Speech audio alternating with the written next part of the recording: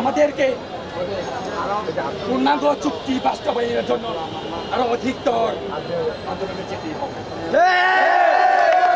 এর ফলে আমি শেষ করবো আমার বক্তব্য। আমরা কোনো বাঙালি জাতির বিরুদ্ধে নয়,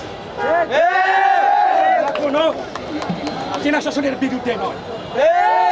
অনেকে বলে থাকে পার্বত্য চট্টগ্রাম অঞ্চলে আমরা দেশ দুই বিচ্ছিন্নতাবাদী, সেটি ভাওতাবাদী।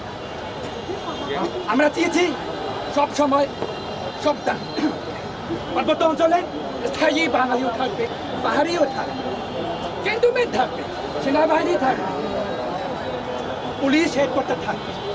এতে বাঙালিদের, অস্থায়ী বাঙালি জেলার বাঙালিদের কি সমস্যা?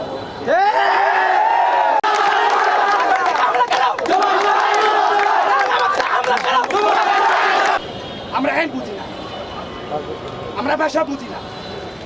তারা দুর্গম ভূমি অধিকার ফিরিয়ে পাওয়ার অধিকার, এই বিচার, গণতান্ত্রিক সুশাসন ব্যবস্থা আমরা চাই। সমাধান আছে যদি আজকে বাংলাদেশ সরকার মনে আমরা প্রয়োজনে পারবে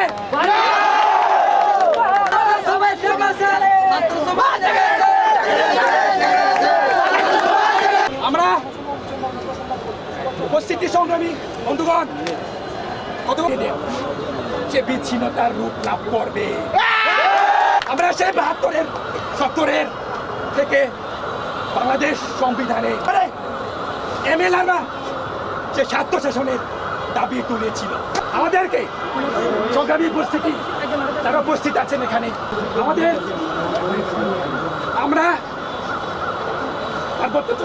একটা গণতান্ত্রিক সুশাসন ব্যবস্থা চাই। সেই সাথে চট্টগ্রাম অঞ্চলের 97 একটা চুক্তি হয়েছিল, আপনারা সবাই জানেন।